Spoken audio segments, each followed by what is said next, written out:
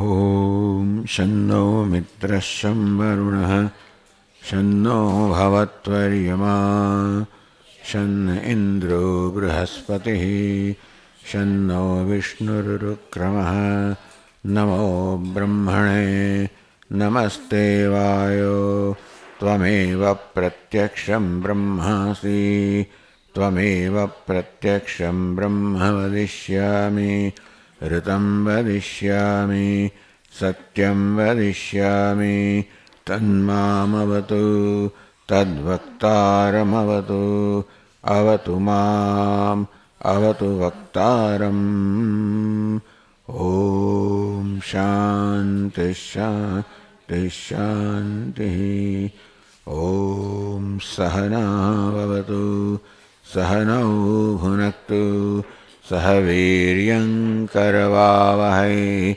तेजस्विनावधीतमस्तु मा विद्विषावहै ॐ शान्तिः शान्तिः शान्तिः ॐ यश्छन्दसा वृषभो विश्वरूपः छन्दोभ्योऽध्यमृतात् सम्बभूव समेन्द्रो मे अमृतस्य देवधारणो भूयासं शरीरं मे विचर्षणं जिह्वा मे मधुमत्तमा कर्णाभ्यां भूरिविश्रुवं ब्रह्मणः कोशोऽसि मेधया पिहितः श्रुतं मे गोपाय ॐ शान्तिः शान्तिः शान्तिः ॐ अहं वृक्षस्य रेरिव कीर्तिः पृष्ठं गिरेरिव ऊर्ध्वपवित्रो वाजिनीव स्वमृतमस्मि द्रविणगुं सवर्चसं सुमेधा अमृतोक्षितः इति त्रिशङ्को वेदानुवचनम् शान्तिः शान्तिः शान्तिः ॐ पूर्णमदः पूर्णमिदं पूर्णात् पूर्णमुदच्यते पूर्णस्य पूर्णमादाय पूर्णमेवावशिष्यते ॐ शान्तिः शान्तिः शान्तिः ॐ आप्यायन्तु ममाङ्गानि वाक्प्राणश्चक्षुश्रोत्रमथो बलमिन्द्रियाणि च सर्वाणि सर्वं ब्रह्म उपनिषदं माहं ब्रह्म निराकुर्याम् मा ब्रह्म निराकरोत् अनिराकरणमस्त्वनिराकरणं मे अस्तु तदात्मनि निरते यौपनिषत्सु धर्मास्ते मयि सन्तु ते मयि सन्तु ॐ शान्ति ॐ वाङ् मे मनसि प्रतिष्ठिता मनो मे वाचि प्रतिष्ठितम् आविरावीर्म एधि वेदस्य मणिस्थः श्रुतं मे मा प्रहासेः अनेनाधीतेन अहोरात्रान् सन्दधामि ऋतं वदिष्यामि सत्यं वदिष्यामि तन्मामवतु तद्वक्तारमवतु अवतु माम् अवतु वक्तारमवतु तारम् ॐ शान्ति ॐ भद्रन्नो अपि वातयमनः ॐ शान्तिः शान्तिः शान्तिः ॐ भद्रं कर्णेभिः शृणुयामदेवाः भद्रं पश्येमाक्षभिर्यजत्राः स्थिरैरङ्गैस्तुष्टुवपुंसस्तनूभिः यशेम देवहितं यदायुः स्वस्ति न इन्द्रो वृद्धश्रवाः स्वस्ति नः पूषा शो अरिष्टनेमिः स्वस्ति नो बृहस्पतिर्दधातु ॐ शान्तिः शान्तिः शान्तिः ॐ यो ब्रह्माणं विदधाति पूर्वं यो वै वेदांश्च प्रणोति तस्मै तम्हदेवमात्मबुद्धिप्रकाशं मुमुक्षुर्वै शरणमहं प्रपद्ये ॐ शान्तिः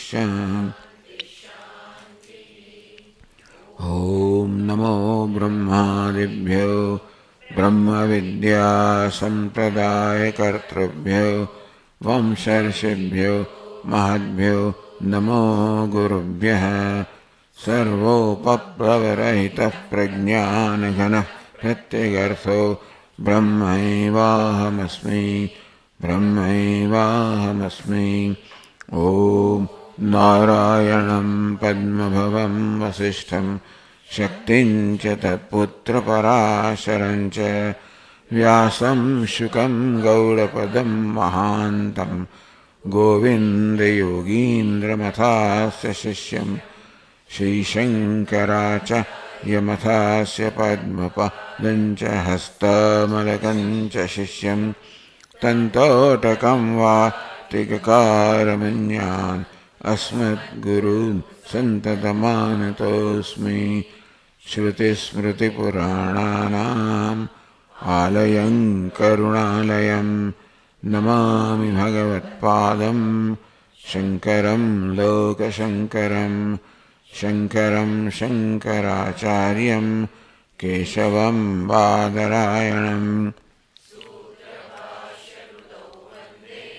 भगवन्तौ पुनः पुनः ईश्वरो गुरुरात्मेति मूर्तिभेदविभागिने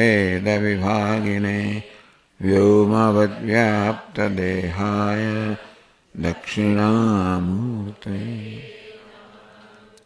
ॐ विश्वं दर्पणदृश्यमाननगरे तुल्यं निजान्तर्गतं पश्यन्नात्मनि मायया बहिर्भूतं यथा निद्रया यः साक्षात्कुरुते प्रबोधसमये स्वात्मानमेवाद्वयं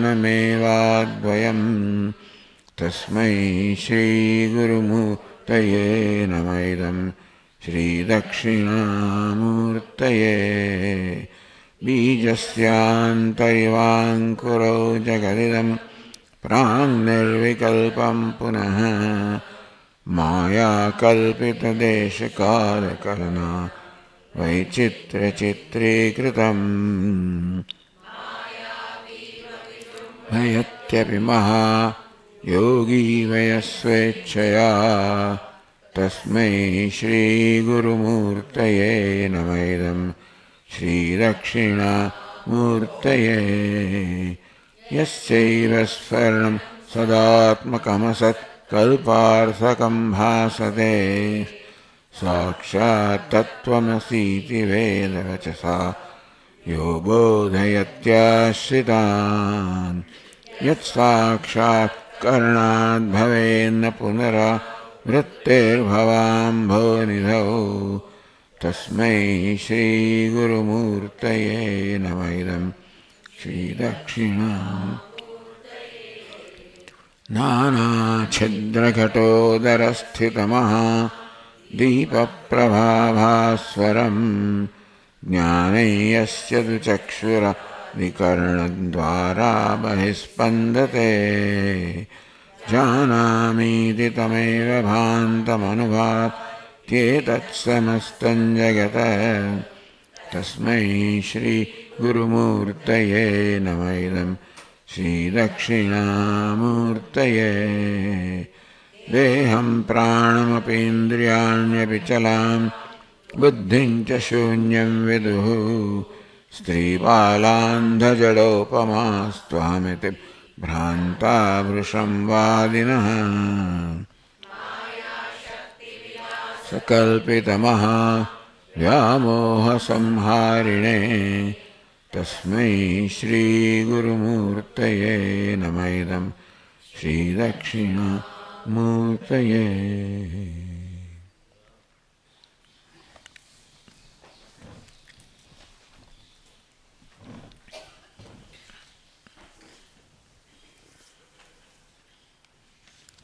ભાષ્ય રત્નપ્રભા આપણે વાંચી રહ્યા છીએ.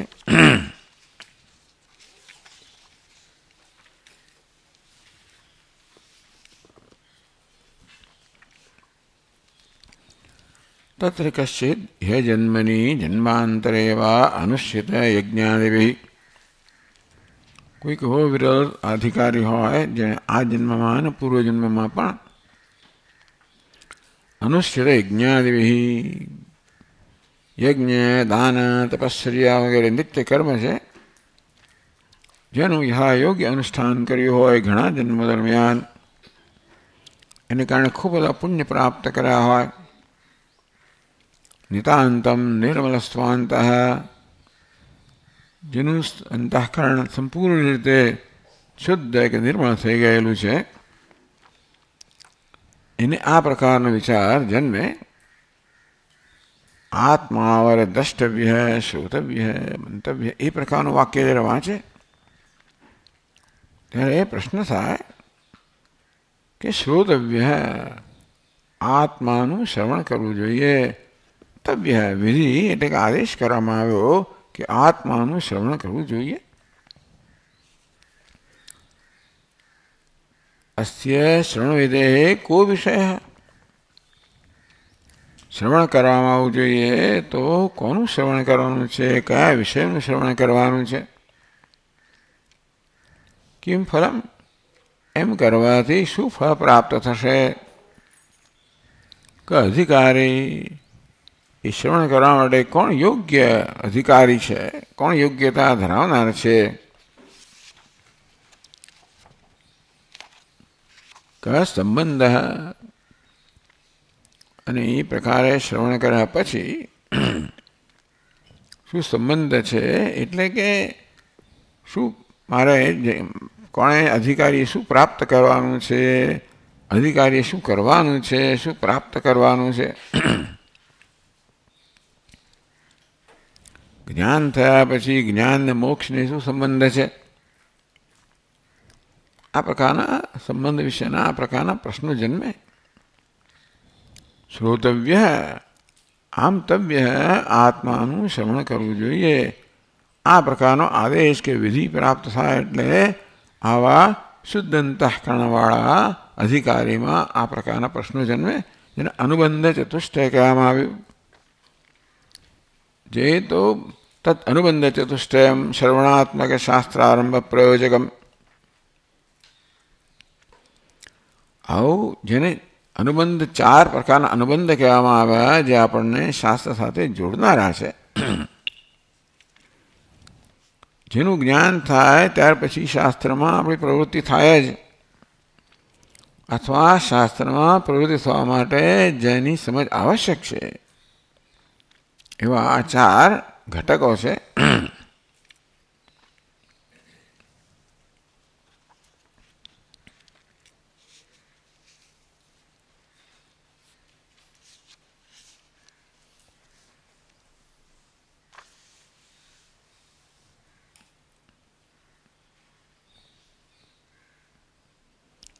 તમ જિજ્ઞાસુમ ઉપલભમાન ભગવાન બાદરાયણ. ભગવાન બાદરાયણ વેદવ્યાસ મુનિ આવા કોઈ જિજ્ઞાસુ એમના સંપર્કમાં આવ્યો, એમની પાસે આવ્યો. તત્ અનુબંધ ચતુષ્ટય મેં પહેલાં તો જે મુમુક્ષુ પોતાની સમક્ષ આવ્યો છે એને અનુબંધ ચતુષ્ટયનો ઉપદેશ કરવો જોઈએ. તો અહીંયા ટીકાકાર કહે છે કે પહેલું સૂત્ર છે અથા તો બ્રહ્મ જિજ્ઞાસા. બ્રહ્મસૂત્રનું વેદાંત શાસ્ત્રનું પ્રથમ સૂત્ર છે અથ અતઃ બ્રહ્મ જિજ્ઞાસા. ત્યાર પછી આ પ્રકારે જ્યારે પૂર્વ તૈયારી હોય ત્યારે બ્રહ્મ જિજ્ઞાસા જન્મે. અર્થાત મનુષ્યમાં બ્રહ્મને પરમાત્માને જાણવાની ઈચ્છા જન્મથી હોય છે. અર્થાત શું થયું હોય તો આ પ્રકારની જિજ્ઞાસા જન્મે. એટલે કે સાધન ચતુષ્ટય સંપત્તિ પ્રાપ્ત થઈ હોય તો આ પ્રકારની જિજ્ઞાસા જન્મે.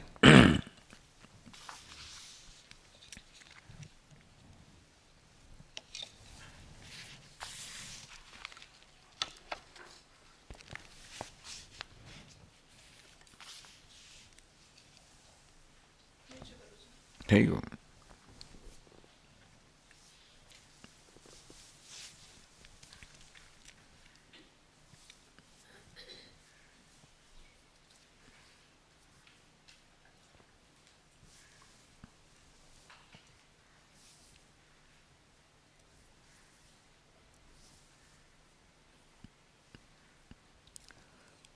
श्रवणात्मक शास्त्रारंभ प्रयोजकम.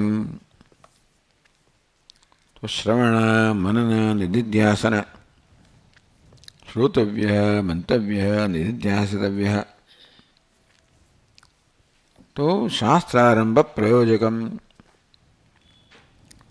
कोई अधिकारी माटे जिज्ञासु माटे शास्त्रનો આરંભ કરવાનું પ્રયોજક અથવા એની પ્રેરણા જન્માવનાર. શાસ્ત્રનો અધ્યયનની પ્રેરણા જન્માવે જ્યારે આ ચાર ઘટકો હોય તો ન્યાયને નિર્ણયતમ. ન્યાયથી એટલે કે યુક્તિથી કંઈ પ્રશ્ન કરવામાં આવશે જેના સંદર્ભમાં કહેવામાં આવે છે કે શાસ્ત્રમાં આપણે અભ્યાસ કરીએ તો આ ચાર પ્રકારના અધિકારીત્વ ઘટકો પ્રાપ્ત થાય છે. છતાં પણ ન્યાયથી નિર્ણય કરવા માટે આગળ કહેશે સૂત્રમ રચયાંચકાર અથા તો બ્રહ્મ જિજ્ઞાસા. તો આ અનુબંધ ચતુષ્ટય કયા છે એનો નિર્ણય કરવા માટે ન્યાયથી યુક્તિથી નિર્ણય કરવા માટે આ સૂત્રની રચના કરવામાં આવી. આ બ્રહ્મસૂત્ર છે, વેદાંત સૂત્ર છે, એ ન્યાય શાસ્ત્ર છે. અર્થાત ન્યાય કહો, તર્ક કહો, યુક્તિ કહો. તો શાસ્ત્રમાં જે બધું કહેવામાં પ્રતિપાદન કરવામાં આવ્યું છે, ઉપનિષદમાં જે કહેવામાં આવ્યું તત્વમસી અહમ બ્રહ્માસ્મિ શ્રોતવ્ય મંતવ્ય, આવા જે બધા વાક્યમાં શા માટે કહેવામાં આવ્યું? યુક્તિ મનુષ્ય હંમેશા સમજવા માટે એને યુક્તિ જોઈએ. જ્યારે આપણે કંઈક સાંભળીએ ને ત્યારે આપણું મન હંમેશા જાણે છે કે શા માટે, એનું શું પ્રયોજન છે, એટલે કોણ અધિકારી છે, શું પ્રયોજન છે વગેરે પ્રશ્નો મનમાં જન્મે. એ પ્રકારની યુક્તિ કે મન આપણું સામાન્ય રીતે પોતે આપણું મન જ યુક્તિ વગેરે આપતું હોય છે, એમ કરીને આપણે આગળ વધતા હોઈએ છીએ. અત્યારે પણ જ્યારે વાક્યો સાંભળવામાં આવે છે ત્યારે મનની અંદર આ બધા પ્રશ્નો જન્મતા હોય એનું જેમ જેમ એનું નિરાકરણ થતું જાય તેમ આગળ વધે. આ મનનો કહો, બુદ્ધિનો કહો સ્વભાવ છે કે હંમેશા સમજપૂર્વક કંઈ પણ કરવા માગે. એ સમજ માટે એને યુક્તિ જોઈએ. એટલે અહીં પણ શાસ્ત્રની પહેલાં યુક્તિ શા માટે બધું કરવું જોઈએ પહેલાં, એટલે ન્યાય એને નિર્ણય તો મિદમ સૂત્રમ. ન્યાયથી યુક્તિ અને ન્યાયનું એ કહેશે કે ભાઈ કેવા એની અંદર કયા કયા ઘટકો હોવા જોઈએ. સૂત્રમ રચયાંચકાર, ભગવાન બાદરાયણે આ પહેલું સૂત્ર રચ્યું અથા તો બ્રહ્મ જિજ્ઞાસા. પ્રશ્ન કરવામાં આવ્યો કે ભાઈ આમાં સૂત્રની શું જરૂર છે? અમે જાતે પણ આ નિર્ણય કરી શકીએ છીએ શાસ્ત્રના અધ્યયનથી. નનુ અનુબંધ જાતમ વિધિસન્નિહિત અર્થવાદ વાક્ય એવ જ્ઞાતુમ શક્યમ. તો જો ભાઈ આ અનુબંધ ચતુષ્ટય છે, વિષય કયો છે, પ્રયોજન, અધિકારી, સંબંધ, બધું પણ શાસ્ત્રના વાક્યોના વિચારથી આપણે એનો નિશ્ચય કરી શકીએ એમ છીએ. વિધિ સન્નિહિત અર્થવાદ વાક્ય શ્રોતવ્ય એ વિધિ છે, એની સાથે સંકળાયેલા વાક્ય છે તત્વમસી, અહમ બ્રહ્માસ્મિ, અને અર્થવાદ કહેવામાં આવે છે.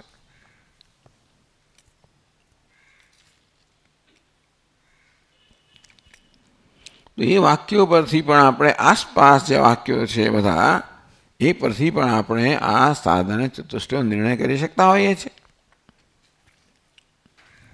જ્ઞાતુમ શક્યમ તથા એટલે આપણે બતાવે કે જુઓ ભાઈ કેવી રીતે શાસ્ત્રમાં જે વાક્યો છે જે અહમ બ્રહ્માસ્મિ, તત્વમસી એની આસપાસ રહેલા છે, એની સાથે સંકળાયેલા વાક્યો છે, એ વાક્ય પરથી આપણે કેવી રીતે આ નિર્ણય પર આવી શકીએ એમ છીએ એ પોતે સમજાવે છે. તથા જેમ કે તદ્યથા કર્મચિતો લોકક્ષીયતે એવમેવ અમૂત્ર પુણ્યચિતો લોકક્ષીયતે ઇતિ શ્રુત્યા યત્કૃતકમ તદનિત્યમિતિ ન્યાયવત્યા ન જાયતે મ્રિયત વિપશ્ચિત યો ભૂમા તદમૃતમ અત અન્યત આહાર્તમ ઇત્યાદિ શ્રુત્યા ચ. જો યુક્તિથી શ્રુતિથી પણ આપણે આવો નિર્ણય કરી શકીએ. વિવેક લભ્યતે, આપણે વિવેક પ્રાપ્ત થાય. કયો વિવેક? ભૂમાત્મા એટલે નિત્ય વસ્તુ વિવેક કહેવામાં આવે શાસ્ત્રમાં. આ સાધન ચતુષ્ટયનો પણ આ પ્રકારે કરવામાં આવ્યું. પહેલું છે નિત્ય વસ્તુ વિવેક, બીજું વૈરાગ્ય, ત્રીજું એટલે ઇહામૂત્રાર્થ ફલભોગ વિરાગ, ત્રીજું સમાધિ ષટક સંપત્તિ મોક્ષત્વમ ચેતિ. આ જેમ તત્વો ચાર આપણને મુખ્ય સાધનો કહેવામાં આવ્યા અને સાધન ચતુષ્ટય કહેવામાં આવ્યું. આ ચાર સાધનના સમૂહને સાધન ચતુષ્ટય અને સંપત્તિ કહેવામાં આવી. આ પ્રકારની આંતરિક સંપત્તિ સાધકે પ્રાપ્ત કરવી જોઈએ. તો અહીં કહે છે કે અથા તો બ્રહ્મ જિજ્ઞાસા, એ આ ચાર આ સાધન ચતુષ્ટય સંપત્તિ છે ને એનું જ વાસ્તવમાં પ્રતિપાદન કરે છે કે આ સંપત્તિ હોવી જોઈએ. એના માટે કારણ આપ ન્યાય અતઃ બ્રહ્મ જિજ્ઞાસા એ શું છે? ન્યાય છે. ન્યાય એટલે કે ટૂંકમાં કારણ બતાવે છે શા માટે હોવું જોઈએ. એટલે કહે છે કે ભાઈ આ સૂત્રને એ પ્રશ્ન કે આ સૂત્રની જરૂર નથી. ટૂંકમાં સાધન ચતુષ્ટય સંપત્તિનો નિર્ણય કરવા માટે આ સૂત્રની આવશ્યકતા નથી. અમે સ્વતંત્ર રીતે પણ એનો નિર્ણય કરી શકીએ છીએ. શાસ્ત્રમાં આના સ્પષ્ટ બધા સૂચકો છે. એ પરથી આપણે નિર્ણય પર આવી શકીએ કે આ સાધન ચતુષ્ટય કયું છે. તો એ પૂર્વ પક્ષી પોતે જ હવે બતાવે છે. કોણ પૂર્વ પક્ષી? જે માને છે કે આ સૂત્રની જરૂર નથી. આ દરેક સૂત્રમાં આવી રીતે પહેલા વિષયથી શરૂ થાય. વિષય, સંશય, પૂર્વ પક્ષ, ઉત્તર પક્ષ, સિદ્ધાંત. આગે જોઈશું આ પાંચ ઘટકોનું બનેલું છે એને અધિકરણ કહેવાય. તો હંમેશા સંશય કરવામાં આવ્યો કે શા માટે આ સૂત્ર, અહીંયા એવો સંશય કરવામાં આવ્યો કે પ્રશ્ન કરવામાં આવ્યો કે આક્ષેપ કરવામાં આવ્યો કે શાસ્ત્રમાં કહ્યું છે કે જેવી રીતે અહીંથી કર્મથી પ્રાપ્ત થયેલા ભોગ બધા ક્ષીણ થાય છે તેવી રીતે સ્વર્ગમાં પણ પુણ્યથી પ્રાપ્ત કરેલા લોકો ક્ષીણ થાય છે. યત કૃતકમ તદ અનિત્યમ એ ન્યાય છે, નિયમ છે કે જે કંઈ વસ્તુ કર્મથી ઉત્પન્ન કરવામાં આવી હોય એ અનિત્ય હોય. અંતે અને પછી શુદ્ધિ પણ કહે કે જે પ્રકારે આ લોકની અંદર કર્મ કરવાથી પ્રાપ્ત થતા ભોગ અનિત્ય છે તેમ સ્વર્ગમાં પણ પુણ્ય કરવાથી પ્રાપ્ત થતા ભોગ અનિત્ય છે. શાસ્ત્ર વાક્ય છે, યુક્તિ છે.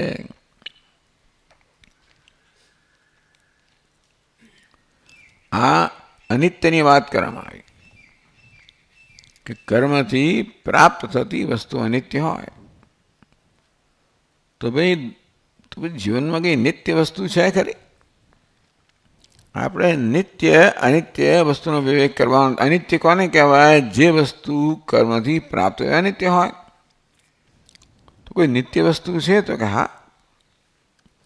ન જાય તે મ્રેત એવા વિપશ્ચિત. વિપશ્ચિત નિત્ય જ્ઞાન સ્વરૂપ. અનિત્ય જ્ઞાન સ્વરૂપ આત્મા, ચૈતન્ય સ્વરૂપ આત્માનો જન્મ પણ નથી અને મૃત્યુ પણ નથી. એની સન્નિધિમાં ટૂંકમાં આત્મા સર્વનો સાક્ષી છે, જન્મ મૃત્યુ સાક્ષી છે, સર્વ જન્મ મૃત્યુથી રહિત છે. આમ નિત્ય વસ્તુ છે કઈ છે? આત્મા. યો એ ભૂમા તદમૃતમ. પછી ભૂમા શબ્દ કહો, ભૂમા કહો, બ્રહ્મન કહો. યો એ ભૂમા તદ અમૃતમ. અમૃત એટલે મૃત્યુથી પર. જે ભૂમા છે એ અમર છે, અર્થાત અવિનાશી છે, નિત્ય છે. એ કહ્યું આત્માને નિત્ય કહેવામાં આવ્યો, ભૂમાને નિત્ય કહેવામાં આવ્યું. તો અનિત્ય શું છે? તદ અન્યત. અન્યત અનિત્યમિતિ. ભૂમા સિવાયનું છે, બ્રહ્મ સિવાયનું છે, પરમાત્મા સિવાયનું છે. આ જગત છે કેવું છે? અનિત્ય છે.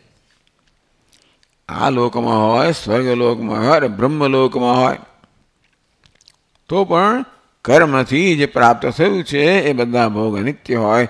બ્રહ્મલોક સુધીના ભોગ કર્મથી પ્રાપ્ત થયા અનિત્ય.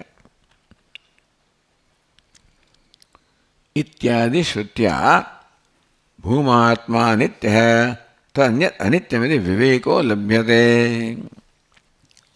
તદન્યત આર્તમ. ભૂમા સિવાયનું બાકી બધું જે છે એ નશ્વર છે. એ પરથી આપણે આવો વિવેક કરી શકીએ કે ભૂમા છે કે બ્રહ્મ છે એ નિત્ય છે, એ સિવાય અન્ય છે એ બધું અનિત્ય છે. એટલે કે શાસ્ત્રો અધ્યયન કરીએ તો આપણને આ સમજ પ્રાપ્ત થાય છે.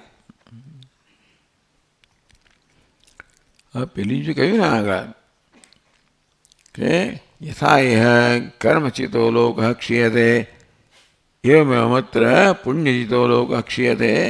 તો ટીકાકાર એ વાક્ય પણ સમજાવે છે. કર્મણા કૃષ્યાદિના ચિત સંપાદિત સસ્યાદિ લોક. યથા ઇહ કર્મચિતો લોક ક્ષીયતે. કર્મચિત એટલે શું? કર્મણા ચિત. ચિત એટલે સંપાદિત. કર્મણા સંપાદિત. કર્મથી સંપાદિત કરવામાં આવેલો, કર્મથી પ્રાપ્ત કરવામાં આવેલો. ભાઈ લોક એટલે શું? જેમ કે આ આપણે ખેતીનું કર્મ કરીએ તો આપણને આ પાક પ્રાપ્ત થાય, સસ્યાદિ એટલે આપણે ડાંગર વગેરે પ્રાપ્ત થાય. તો ખેતીરૂપી કર્મ કરવાથી ડાંગર વગેરે ફળો મળે છે એ નિત્ય છે.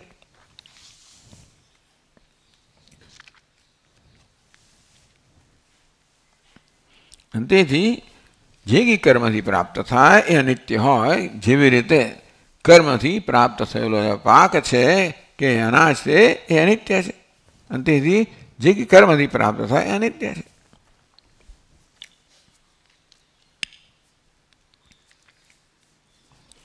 ન જાય તે મ્રેત એવા વિપશ્ચિત. વિપશ્ચિત એટલે શું? તો કે નિત્ય જ્ઞાન સ્વરૂપ આત્માનો જન્મ પણ નથી, મૃત્યુ નથી. આત્મા નિત્ય છે.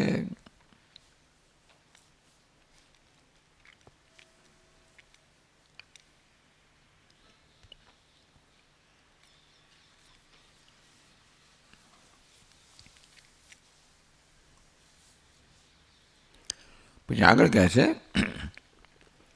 પરીક્ષ લોક. વિવેકની વાત કરી. વૈરાગ્ય તો શાસ્ત્રમાં આવા વાક્યો છે જે પરથી વૈરાગ્યનો નિશ્ચય થાય છે. વૈરાગ્ય કેમ જન્મે? વિવેકમાંથી વૈરાગ્ય જન્મે. વિવેક નિત્ય. નિત્ય કઈ વસ્તુ? આત્મા નિત્ય છે, તદન્ય સર્વમ અનિત્યમ. એ પ્રકારના વિવેકથી જે અનિત્ય હોય એ પ્રત્યે વૈરાગ્ય જન્મે. કઈ વસ્તુ અનિત્ય છે? આમ તો કહ્યું કર્મચિત લોકા ક્ષીયતે, પણ વળી બીજું વાક્ય બધા પરીક્ષ લોકાન કર્મચિતાન બ્રાહ્મણ નિર્વેદમાયાત નાસ્તિ અકૃત કૃતેન ઇતિ. આ વાક્ય ટીકાકાર પોતે આપે છે, પછી એના કેટલાક શબ્દોની સમજ પણ આપે છે. જરાક આગળ જોશો તો પરીક્ષ અનિત્યત્વે નિશ્ચિત્ય, પરીક્ષા કરવી. લોકાન, લોકોનો અર્થ કહેવામાં આવે કે ભોગ્ય પદાર્થો. આ લોકમાં અને પરલોકમાં જે કોઈ ભોગ્ય પદાર્થો હોય, આમ દરેક શાસ્ત્રમાં આવા ભોગ્ય પદાર્થ સ્વર્ગની વાત તો હોય જ. અને સ્વર્ગમાં શું બધા ભોગ મળે પણ વાત હોય. 72 પ્રકારની અપ્સરાઓ મળે, જાત જાતની વાતો હોય. એવું તો આપણે ત્યાં છે. એટલે એ પ્રકારનું વર્ણન આપણે ત્યાં પણ છે, વૈદમાં પણ છે, પણ આપણે ત્યાં અટકી નથી ગયા નસીબ જોગે. એ સ્વર્ગ એને ત્યારે ધ્યેય માનવામાં આવતું હતું, પણ નહીં. ઉપર સ્વર્ગ એ આત્મા એટલે ટૂંકમાં પૂર્ણતા પ્રાપ્ત કરવાનો વિષય નથી, નિત્ય સિદ્ધ છે, પોતાનું સ્વરૂપ છે, જાણવાનો વિષય છે. તો એક આપણી પરંપરા છે જે કહે છે કે તત્વને જાણવાનું છે, સત્યને જાણવાનું છે, પામવાનું નથી. જે કઈ છે વસ્તુ આપણા કરતા આત્માથી ભિન્ન હોય એને હંમેશા પામવાની હોય. અપ્રાપ્ત હોય એ પ્રાપ્તિનો વિષય હોય. વેદાંત શાસ્ત્ર કહે છે કે તમે જે નિત્ય વસ્તુ ઈચ્છો છો, પૂર્ણતા ઈચ્છો છો, એ વાસ્તવમાં નિત્ય પ્રાપ્ત છે. કારણ કે એ તો તારો આત્માનો સ્વભાવ જ છે. તત્વમસી અહમ બ્રહ્માસ્મિ વગેરે દ્વારા, મહાવાક્યો દ્વારા.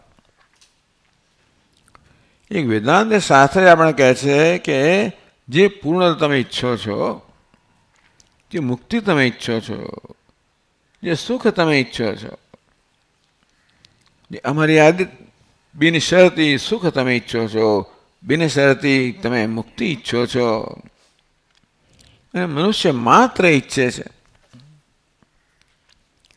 પોતાની ઈચ્છાઓની પરીક્ષા કરીને ખબર પડે કે આપણે આ ઈચ્છીએ છીએ તો એ પ્રાપ્તવ્ય નથી, પ્રાપ્ત કરવાનો નથી, નિત્ય પ્રાપ્ત છે. અને માટે એ જ્ઞાતવ્ય છે, એ જાણવાનું છે. આવો વિવેક આપણને વેદાંત શાસ્ત્ર શીખવે છે. તો જ પછી જ્ઞાન જે છે ને એનું સ્થાન કે મહત્તા સ્થાપિત થાય. જ્ઞાન છે ને કોનું હોય? જે વસ્તુ વિદ્યમાન છે, હાજર જ છે એનું જ્ઞાન હોય ને. એનો અનુભવ થઈ રહ્યો છે એનું જ જ્ઞાન. અનુભવ થઈ રહ્યો હોય પણ સમજ ના હોય, કે અનુભવ થઈ રહ્યો ખોટી સમજ હોય. આપણી સમસ્યા શું છે? અનુભવ થઈ રહ્યો છે પણ ભ્રમ છે, ખોટી સમજ છે. નિત્ય વસ્તુનું જ્ઞાન અનુભવ થઈ રહ્યો છે, એ નિત્ય છે ને અનિત્ય માનવામાં આવે છે. પૂર્ણનો અનુભવ થઈ રહ્યો છે પણ એને અપૂર્ણ માનવામાં આવે છે. આમ ભ્રમ પ્રવર્તમાન છે. અર્થાત આ પૂર્ણને પ્રાપ્ત કરવાનું નથી, એના વિશેનો ભ્રમ દૂર કરવાનો. અપ્રાપ્ત છે ભ્રમ દૂર કરવાનો છે. આ ભ્રમ તો અજ્ઞાનની ઉપજ હોય, એ જ્ઞાનથી દૂર થાય. અંતેથી પૂર્ણતા એ ભ્રમ નિવૃત્તિ દ્વારા જ્ઞાનથી પ્રાપ્ત કરવાની વસ્તુ છે. આપણને વેદાંત શાસ્ત્ર શીખવે છે. તો પરીક્ષ લોકાન ટૂંકમાં કર્મથી સિદ્ધ થનારા જે કંઈ ભોગ્ય વિષયો છે બધા અનિત્ય છે. નાસ્ત્ય કૃત કૃતેન અકૃત મોક્ષ કૃતેન કરુણા નાસ્તિ ઇતિ. આ મુંડકોપનિષદનું પ્રસિદ્ધ વાક્ય છે, એમાં વિવેક કરવામાં આવ્યો. આખું વાક્ય છે પરીક્ષ લોકાન કર્મચિતાન બ્રાહ્મણ નિર્વેદમ આયાત નાસ્તિ અકૃત કૃતેન. છેલ્લું જે અંશ છે નાસ્તિ અકૃત કૃતેન. અકૃત કૃતેન નાસ્તિ. કૃતેન કર્મણા. અકૃત નિત્ય મોક્ષ. એટલે સમજાયું, અકૃત નિત્ય મોક્ષ કૃતેન કર્મણા નાસ્તિ. મોક્ષ છે એ કર્મથી પ્રાપ્ત થઈ શકે નહીં. તમે જીવનમાં જે ઈચ્છો છો મુક્તિ, ક્યાં સ્વામીજી હું ઈચ્છું છું, મારે તો પેલું આ બધી ભોગ અનેક વસ્તુ કે નહીં એ બધા દ્વારા શું ઈચ્છો છો? આત્મસુકામાય સ્વરમ પ્રેમ ભવતી. ભાઈ તમને ધન પ્રિય છે, સંપત્તિ પ્રિય છે, જગતની કોઈ વસ્તુ પ્રિય હોય, અને ભાઈ પરલોકની કોઈ વસ્તુ પ્રિય હોય, એટલા જ માટે કે જે તમે આત્માનું સુખ માણી શકો એ આત્માનું સુખ માણવા માટે સાધન બને માટે પ્રિય છે. એ બધા દ્વારા છેવટે તો આત્માનું સુખ જ ઈચ્છતા હોઈએ છે. એવું એ આપણું ધ્યાન દોરવામાં આવ્યું. મૈત્રીને વિસ્તારથી સમજાવવામાં આવ્યું કે પતિને તું જે ઈચ્છે છે કે પ્રેમ કરે છે એ તો આત્માના પ્રેમનું પરિણામ છે, અને પતિ પત્નીને પ્રેમ કરે એ બધું વાસ્તવમાં એ બધામાં બધા પ્રેમની અંદર એક આત્મા માટેનો જ પ્રેમ રહેલો છે.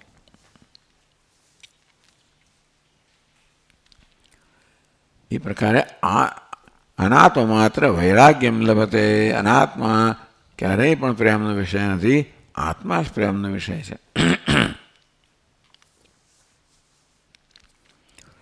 આ પ્રકારે શાસ્ત્રમાં આપણે વિવેક પ્રાપ્ત થાય. અકૃત નિત્ય કૃતેન કર્મણા. નિત્ય વસ્તુ કર્મથી પ્રાપ્ત ના થાય, નિત્ય અનિત્ય વિવેક પ્રાપ્ત થાય.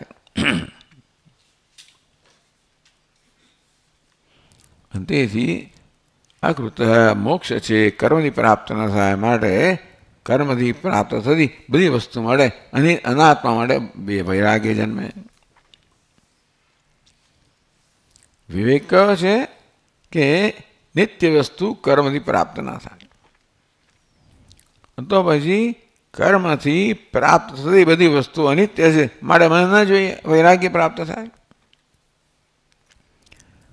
કર્મથી પ્રાપ્ત વસ્તુ અનાત્મા એક કક્ષામાં આવે માટે અનાત્મા માટે મને વૈરાગ્ય અને આત્મા માટે રાગ. વિવેક વૈરાગ્ય તમને શાસ્ત્રના વાક્યથી પ્રાપ્ત થાય. શાંત દાંત ઉપરત તિતિક્ષુ સમાહિત શ્રદ્ધાવિત્તો ભૂત્વા આત્મનેવ આત્માનં પશ્યેત. બૃહદારણ્યક ઉપનિષદ વાક્ય. શાંત એટલે શમ ધરાવનારો, શાંતિ ધરાવનાર, મનની શાંતિ ધરાવનાર. તાંત પોતાના વ્યક્તિત્વ પ્રભુત્વ ધરાવનાર. ઉપરત સર્વ રીતે અંતર્મુખ બની ગયો છે. તિતિક્ષુ જે બધા પ્રકારના દુઃખને સહન કરવાની ક્ષમતા ધરાવે છે. સમાહિત અને તેથી હવે એના મનને વિક્ષિપ્ત કરનારું કશું રહ્યું જ નહીં, અને માટે સમાહિત એ નિત્ય એકાગ્રતા, ચિત્તની એકાગ્રતા જે છે એ ધરાવે છે. શ્રદ્ધાવિત્તો ભૂતવા શ્રદ્ધારૂપી વિત્ત ધરાવનારો. આત્મનેવ આત્માનં પશ્યેત. જો આ પ્રકારની સંપત્તિ ધરાવતા હોઈએ તો આત્મને એટલે અંતઃકરણમાં આત્માના પોતાના દર્શન થાય. આમ તો અંતઃકરણમાં સતત આત્મા એનું પ્રકાશમાન છે, જેને આપણે દર્શન કરી જ રહ્યા છીએ. આપણે સતત આપણા પોતાના અંતઃકરણમાં આત્માના દર્શન કરી જ રહ્યા છીએ, કારણ ત્યાં હું એ રીતે પ્રકાશ છે. પણ જોડે જોડે અનાત્મા એ પ્રકાશી રહ્યો છે. આપણા આત્માની સભાનતા તો છે જ, કારણ કે આત્મા સ્વયં પ્રકાશ છે. પરંતુ જાગ્રત અવસ્થામાં હોય ત્યારે આપણે દેહની સભાનતા પણ છે, મનની સભાનતા પણ છે, બુદ્ધિની સભાનતા પણ છે. એક સાથે બંનેની સભાનતા છે. અને તેથી આ બંનેને ભેગા કરી નાખવામાં આવ્યા. વાસ્તવમાં આત્મા દ્રષ્ટા રૂપે જાણીએ છીએ. દેહ, મન, બુદ્ધિ વગેરે તો દૃશ્ય રૂપે જણાય છે. એટલે કે એક સ્થાનમાં નથી, એક અધિકરણમાં નથી. અને છતાં પણ એ પ્રકારનો વિવેક ન હોવાને કારણે બંનેને એક સાથે, બંનેને આપણે એક સામાન્ય અધિકરણ માની લઈએ છીએ. તેથી અનાત્મા એ બધી મર્યાદાઓને આત્માની માનવામાં આવે છે. વાસ્તવમાં આત્મા દ્રષ્ટારૂપે પ્રકાશી રહ્યો છે. અનાત્માને પ્રકાશિત કરી રહ્યો છે. અનાત્મા પ્રકાશતો નથી, પણ આત્માને પ્રકાશિત કરી રહ્યો છે. અનાત્મા દૃશ્ય રૂપે ભાષે છે. દેહ દૃશ્ય છે, ઇન્દ્રિયો દૃશ્ય છે, મન બુદ્ધિ દૃશ્ય છે, જગત દૃશ્ય છે. એ દૃશ્ય અને દ્રષ્ટાને જુદા ન પાડી શકવાને કારણે બંનેને ભેગા કરીને આ દૃશ્યની મર્યાદા બધી દ્રષ્ટાની આત્માની માનવામાં આવે છે. અવિવેક છે. તો વિવેક જ્યારે થાય ત્યારે આત્મની આત્માનમ પશ્ચેત, અંતઃકરણમાં આત્મા દર્શન કરે છે. એટલે કે શું? વિવેકપૂર્વક જુએ છે કે અનાત્માને અનાત્મરૂપે જાણવાથી આત્માને આત્મારૂપે જાણે છે. સમાધિ ષટકમ લભ્યતે.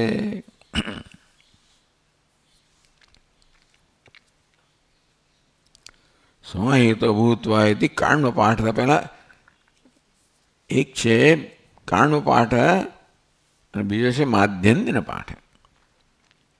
તો સમાહિતો ભૂત્વા કાંડનો પાઠ, શ્રદ્ધાવિત્તો ભૂત્વા માધ્યંતિનો પાઠ.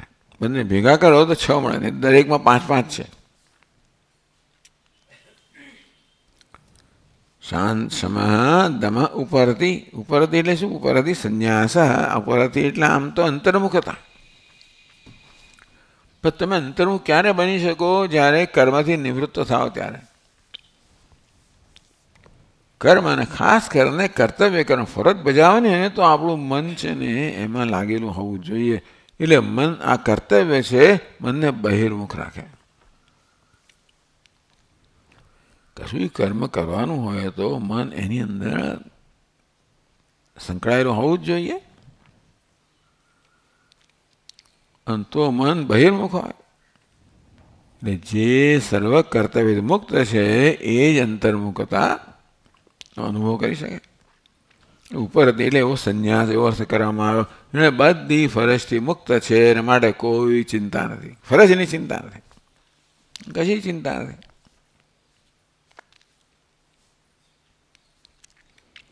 આમ સમાધિ ષટક સંપત્તિ પણ આ વાક્યથી પ્રાપ્ત થાય. અને ચોથું અધિકારી તો મુમુક્ષુ, મુમુક્ષુતા, મુમુક્ષા. તો કે છે ન સ પુનરાવર્તતે ઇતિ સ્વયં જ્યોતિ આનંદાત્મક મોક્ષસ્ય નિત્યત્વ શ્રુત્યા મુમુક્ષા લભ્યતે.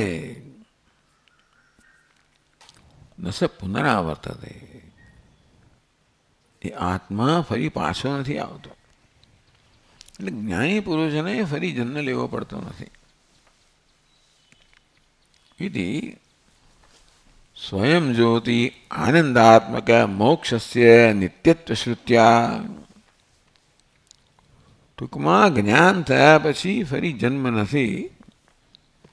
અને તેથી એકવાર જ્ઞાન પ્રાપ્ત થયું, નિષ્ઠા પ્રાપ્ત થઈ એટલે જન્મથી મુક્ત થાય એટલે મોક્ષ નિત્ય છે. પછી ફરી બંધન નથી, ફરી જન્મ નથી. માટે મોક્ષ કેવો છે? નિત્ય છે.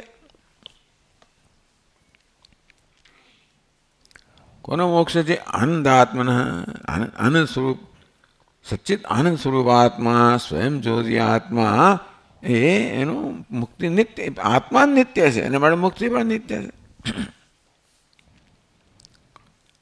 મુમુક્ષા લભ્યતે. આ પ્રકારે મને મોક્ષની ઈચ્છા જન્મે કે મારે આ પ્રાપ્ત કરવું છે.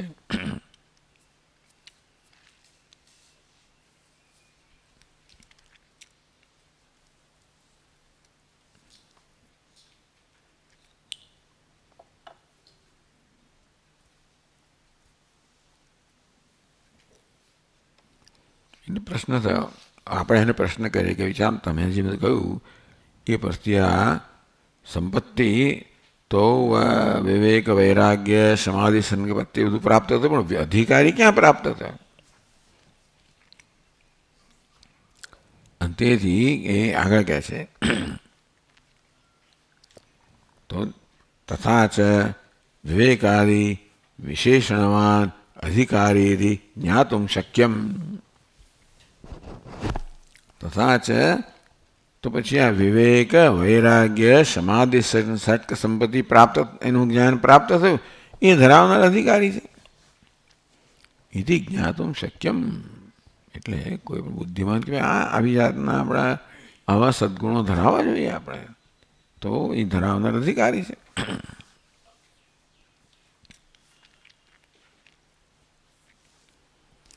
એ કેવી રીતે? તો આ થોડીક ટેકનિકલ ભાષા છે, કારણ કે મેં કહ્યું તે પ્રમાણે આ વેદાંત સૂત્રો રચાયા પહેલાં મીમાંસા સૂત્રો રચાયેલા છે, અને જે પ્રકારના વાક્યના મીમાંસા માટે જે પ્રકારના નિયમો બધા ત્યાં આગળ સ્થાપિત થયા છે એ પ્રકારે આપણે પણ મીમાંસા કરવી પડે, આપણે પણ વિશ્લેષણ કરવું પડે. તો એ અધિકારી કેવી રીતે પ્રાપ્ત થાય? તમે જે બધા વાક્યો કહ્યા એમાં આપણે વિવેક પ્રાપ્ત થયો, વૈરાગ્ય પ્રાપ્ત થયો, સમાધિ ષટક સંપત્તિ પ્રાપ્ત થઈ. કોઈ જગ્યાએ અધિકારનું સ્પષ્ટ વર્ણન કરવામાં આવ્યું હોય કે ભાઈ અધિકારી કેવો હોવો જોઈએ, એ કેમ પ્રાપ્ત થાય, તો એ પ્રશ્ન કરવામાં આવ્યો. તો કે છે તથા ચ વિવેકાદિ વિશેષણવાન અધિકારી જ્ઞાતુમ શક્યમ. એના બધા વિશેષણનું વર્ણન કરવામાં આવ્યું કે શમ દમ ઉપરમ તિતિક્ષા શ્રદ્ધા સમાધાનમ, પેલા વિવેક વૈરાગ્ય. સ્વાભાવિક છે ને કે આ બધા સદગુણો ધરાવનારો અધિકારી હોય. નિત્ય અનિત્ય વસ્તુ વિવેક ધરાવનારો હોય, અનિત્યમાંથી વૈરાગ્ય ધરાવનારો હોય. એ વૈરાગ્યના પરિણામે સમાધિ ષટક સંપત્તિ જન્મે. વૈરાગ્ય જેમ જેમ પરિપક્વ થતો જાય ને તેમ તેમ મન શાંત થતું જાય. મનમાં અશાંતિનું કારણ છે રાગ, અને તેથી દ્વેષ. રાગ અને દ્વેષ છે કોઈ વસ્તુ માટે મને આકર્ષણ છે માટે મને એના વગર ન ચાલે.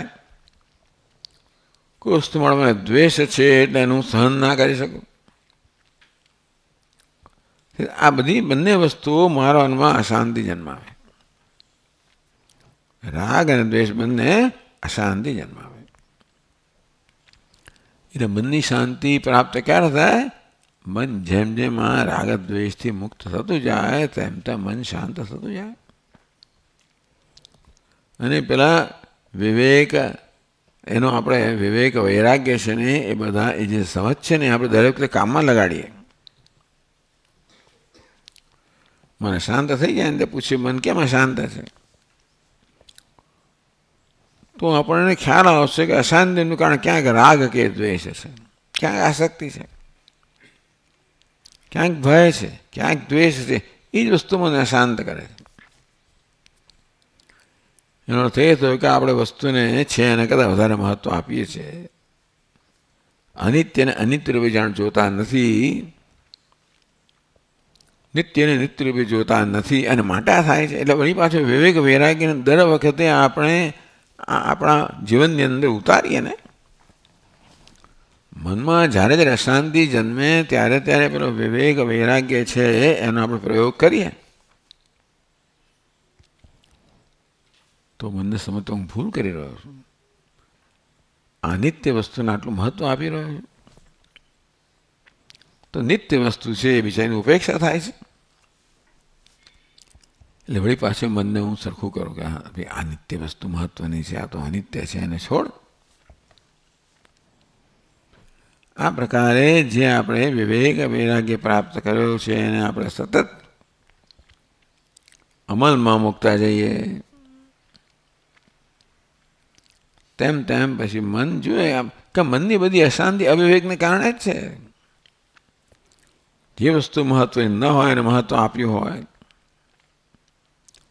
અને જે મહત્વનું છે એની ઉપેક્ષા થતી હોય, બસ આવું થઈ રહ્યું છે. આત્મા મહત્વની ઉપેક્ષા થઈ રહી છે અને આત્મા મહત્વની એનો આદર થઈ રહ્યો છે. હું જેમ જેમ સમજું તેમ તેમ પછી ધીમે ધીમે ધીમે બધી વિચાર કરવાની, નિર્ણયો કરવાની મને ટેવ બદલાય. હમણાં ટેવ પડી ગઈ છે. અમુક વિશે આવો જ નિર્ણય કરીએ એમ કરીને આવી જાતની પછી એ નિર્ણયમાંથી આપણા લાગણી જન્મે, આવેગ જન્મે, રાગદ્વેષ જન્મે. એ નિર્ણય કરે પદ્ધતિ પર આપણે ધ્યાન આપીએ કે ભાઈ અમે નિર્ણય કર્યો કે નિત્ય છે, અનિત્ય છે, ઉપયોગી છે, નથી. આ બધું તો મારી કલ્પનાઓ છે કે હકીકત છે.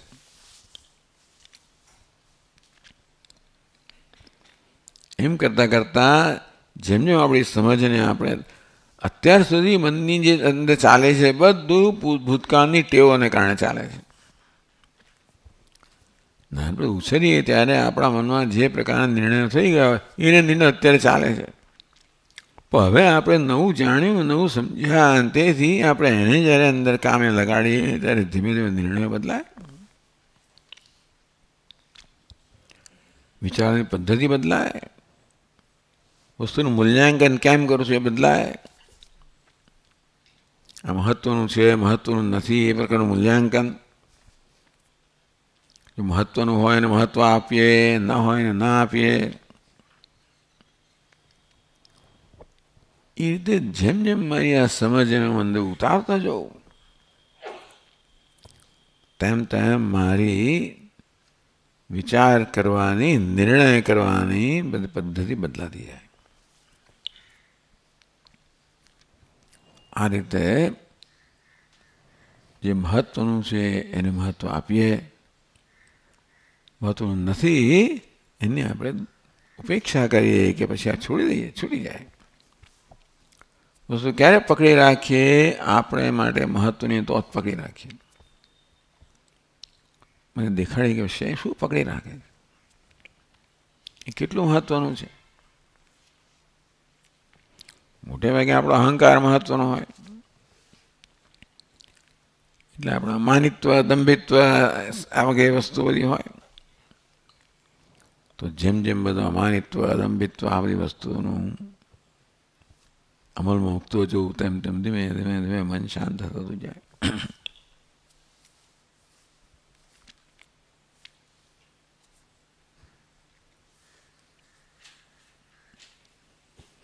આ પ્રકારે તથા ચ વિવેકાદિ વિશેષણવાન, એટલે આ બધા વિશેષણો શાસ્ત્રમાં વર્ણન કર્યા છે. માટે આ વિશેષણ કહો, આ સદ્ગુણ કહો એ ધરાવનારો અધિકારી છે એ આપણે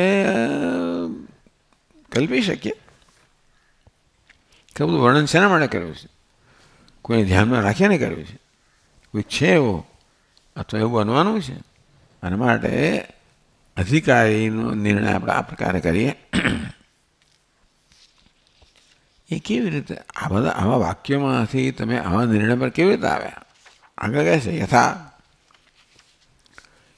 જે મીમાંસકોએ પૂર્વ નિર્ણય કર્યો હતો એ પદ્ધતિ આપણે લગાડીએ, અહીંયા કામે લગાડીએ તો આપણે પણ નિર્ણય કરીએ. એ તા રાત્રિ ઉપયંતી,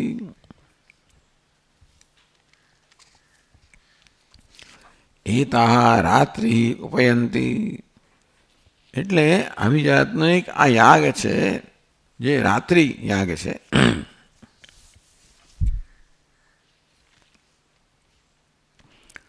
પ્રતિષ્ઠંત્ય હવાય એતા રાત્રિ ઉપયંતી વાક્યમ, વાક્ય વેદમાં પ્રાપ્ત થાય છે. પ્રતિષ્ઠંતે હવય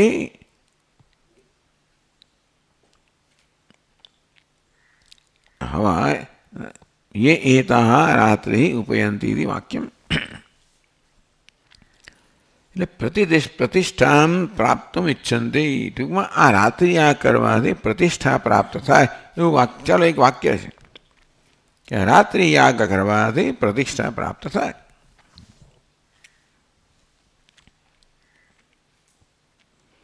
બસો જે પ્રતિષ્ઠા પ્રાપ્ત કરવા ઈચ્છતા હોય એમણે આ રાત્રિ યાગ કે રાત્રિ સત્ર કરવું જોઈએ.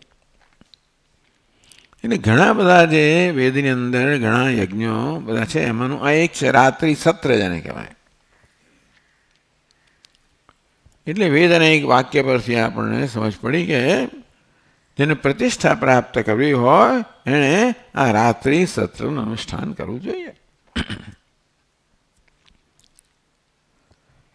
એટલે આપણે ખબર હોય વાક્ય પરથી કે જે પ્રતિષ્ઠા પ્રાપ્ત કરવા માંગે છે એણે આ સત્રનું અનુષ્ઠાન કરવું જોઈએ. એટલે પ્રતિષ્ઠા પ્રાપ્ત કરવા ઈચ્છનાર અધિકારી થયો.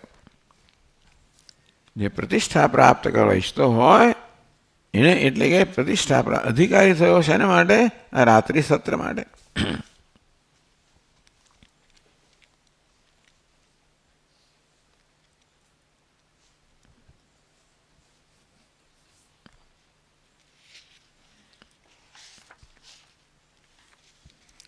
એતા રાત્રિ ઉપયંતી રાત્રિ સત્ર વિધૌ પ્રતિષ્ઠંતે અર્થવાદસ્થ પ્રતિષ્ઠા કામ તદ્વત.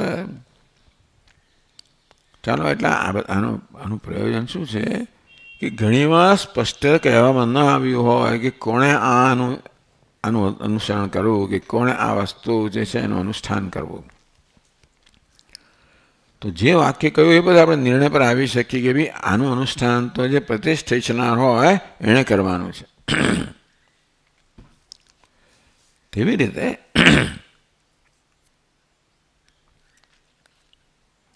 તથા શ્રોતવ્ય ઇત્યત્ર પ્રત્યાર્થસ્ય નિયોગસ્ય પ્રકૃત્યર્થ વિચાર વિષય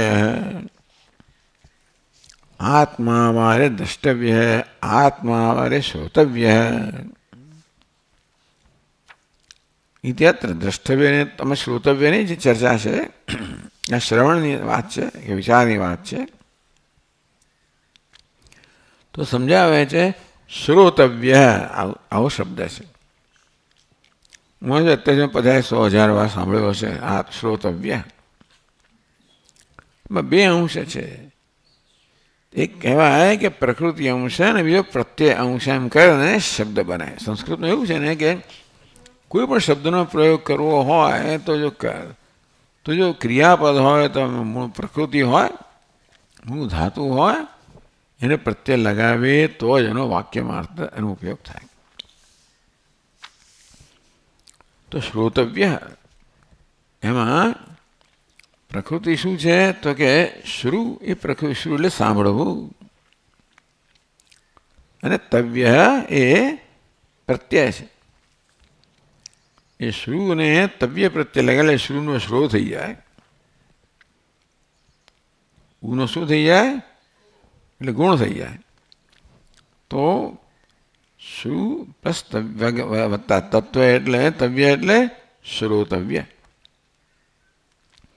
આટલું થોડું વ્યાકરણ આવડે તો ખબર પડે કે ભાઈ શ્રોતવ્યમાં બે અંશ છે.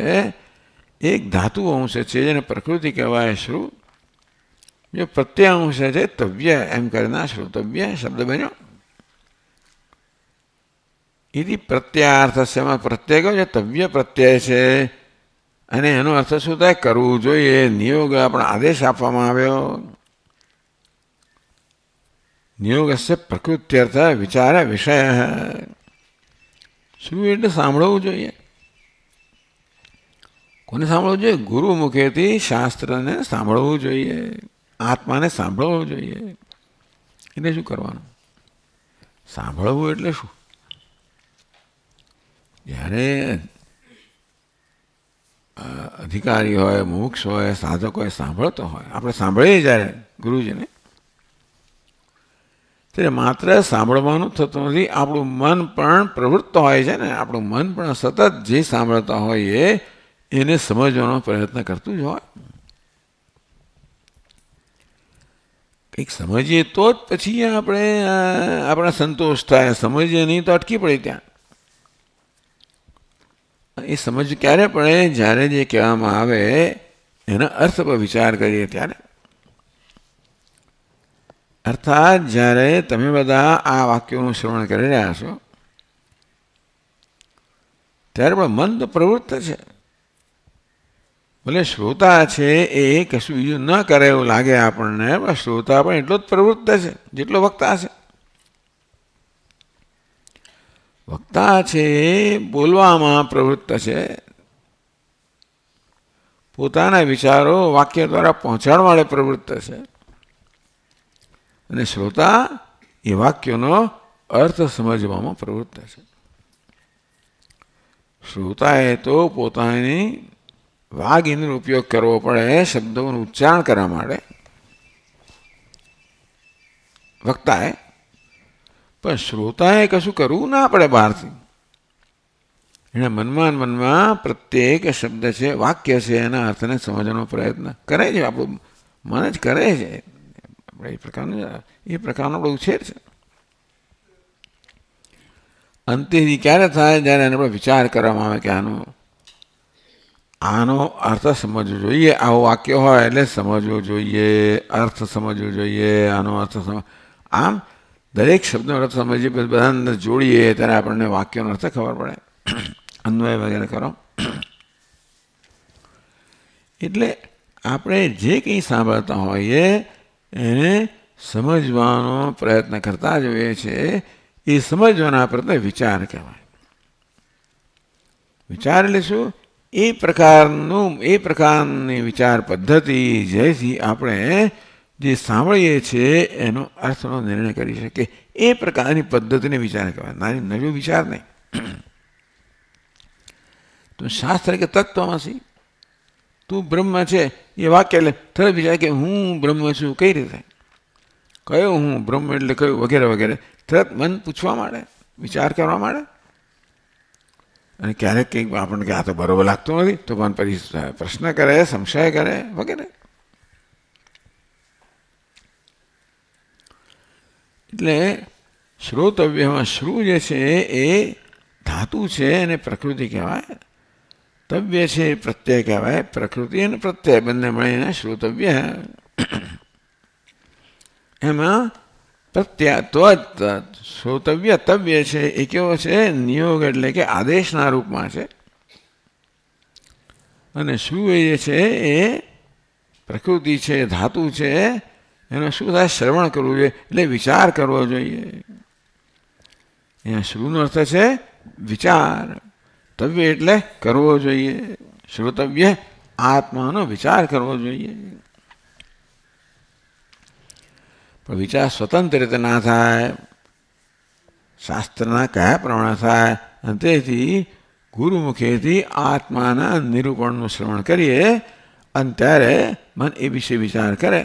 એટલે વિચાર માટે આ જરૂરિયાત છે કે ગુરુમુખેથી ઉપદેશ થવો જોઈએ. આપણે શાસ્ત્રનો સ્વતંત્ર વિચાર ન કરી શકીએ, કારણ કે આપણા મનમાં જે ખ્યાલ હોય દ્રઢ થવા માંડે. વિચાર કરવા માટે મારું મુક્ત મન જોઈએ. વિચાર કરતી વખતે મારું મન બધા નિશ્ચયથી મુક્ત હોવું જોઈએ. ઓપન માઇન્ડેડનેસ, મુક્ત મન. અને ક્યારે થાય? ગુરુને સાંભળતો હોવું ત્યારે. કોઈને બીજા બધાને ન સાંભળતો ન પણ થાય. પણ ગુરુજી પ્રત્યે મારો એક વિશેષ સંબંધ છે. શ્રદ્ધા ભક્તિનો સંબંધ છે, શ્રદ્ધાનો સંબંધ છે. કે ગુરુજી જે કંઈ કહે છે એ મારા હિત માટે કહે છે.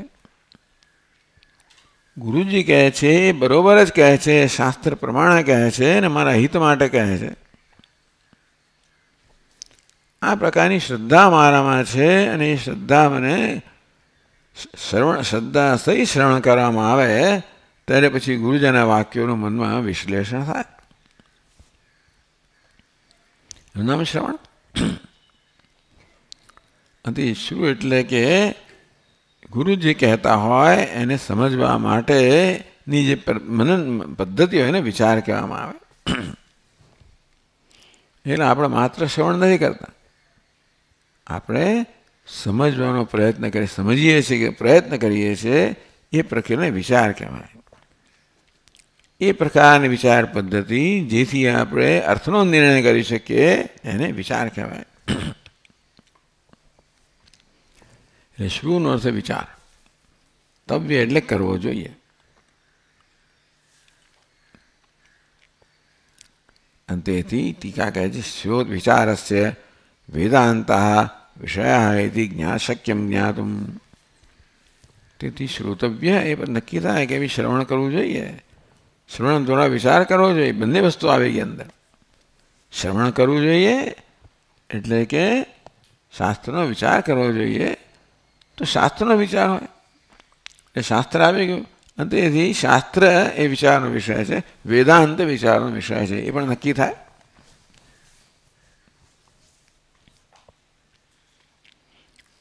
આત્મા દ્રષ્ટવ્ય હેતિ અદ્વૈતાપ દર્શન ઉદ્દેશ્ય શ્રોતવ્ય વિચાર વિધાનાત. પહેલા શું કહેવાય? આત્મા વારે દ્રષ્ટવ્ય. હે મૈત્રી, આત્માનું દર્શન કરવું જોઈએ. ભગવાન દર્શન કેમ થાય? શ્રોતવ્ય. પહેલા ગુરુમુખેથી આત્માનું શ્રવણ કરવું જોઈએ, પછી મનન કરવું જોઈએ વગેરે. આવું આપણને કહેવામાં કે આ શ્રવણ છે, વિચાર છે, એ જ્ઞાનનું સાધન છે. અંતો દ્રષ્ટવ્ય દર્શન એટલે જ્ઞાનનું સાધન શ્રવણ છે. એટલા માટે આ શ્રવણ છે જ્ઞાનનું સાધન છે એવું કહેવામાં આવ્યું.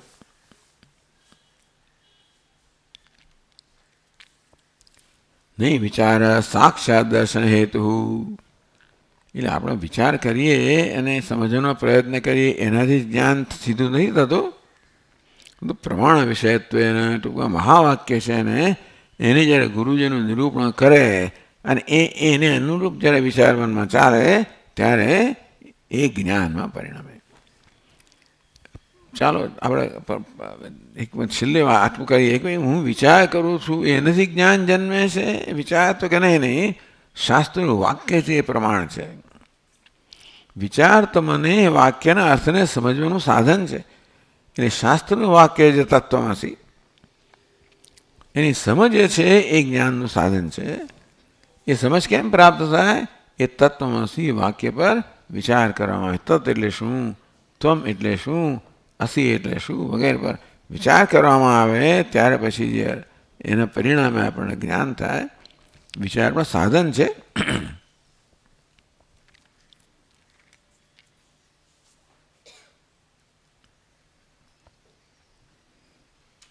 એટલે આ પ્રકારે આ શું ચાલી રહ્યું છે? પૂર્વ પક્ષ પર આપણે છતાં સમજ માટે અત્યંત ઉત્તમ છે, કારણ કે આપણે આખી શાસ્ત્રની પદ્ધતિ સમજી શકીએ છીએ આમાં.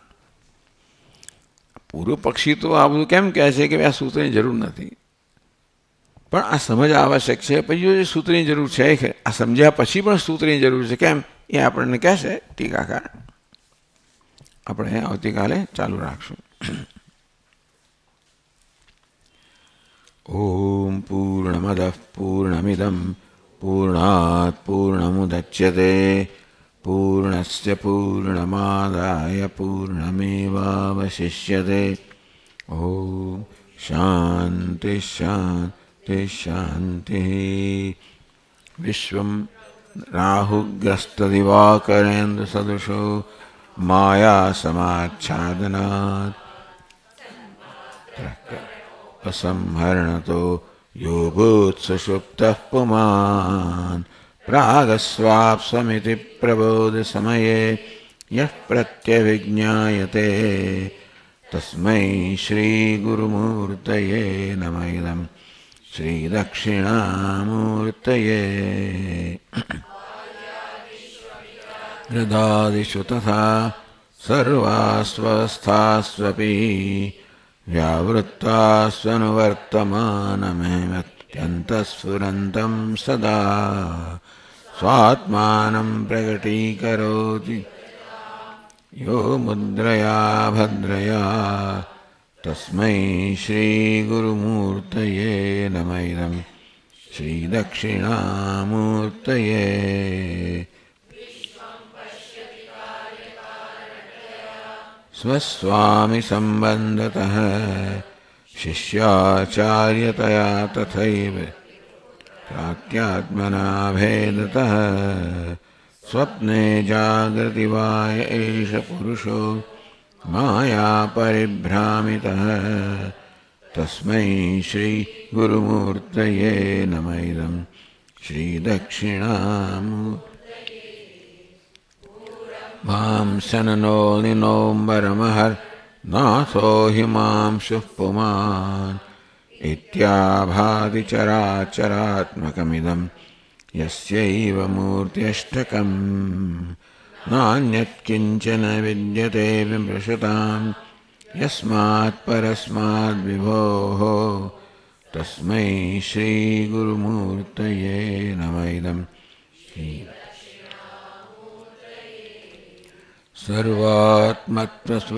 सर्वात्मत्वस्फुटीकृतमिदं यस्मादमुष्मिंस्तवे तेनास्य श्रवणात् तदर्थमननात् ध्यानाच्च संकीर्तनात् सर्वात्मत्वमहाविभूतिसहितं स्यादीश्वरत्वं स्वतः सिद्ध्येत्तत्पुनरष्टधा परिणतम् ऐश्वर्यमव्यहतम् वानि निराचष्टे तनोति शुभसन्ततिं स्मृतिमात्रेण यत्पुंसां ब्रह्म तन्मङ्गलं परम् रूपत्वात् नित्यकल्याणसंशयात् स्मर्तॄणां वरदत्वाच्च ब्रह्म तन्मङ्गलं विदुः ओङ्कारश्चादशब्दस्य द्वावेतौ ब्रह्मणः पुरा कण्ठं भित्त्वा विनिर्यातौ तस्मान्माङ्गलिकाबुभौ माङ्गलिकाबुभौ ॐ अथ पदवाक्यप्रमाणतः व्याख्याताः सर्ववेदान्ताः तान् नित्यं प्रणतोऽस्म्यहम् शांति शांति शांति हरि ओम श्री गुरुभ्यो नमः हरि ओम થઈ ગયું એ તો આગળ જ થઈ ગયું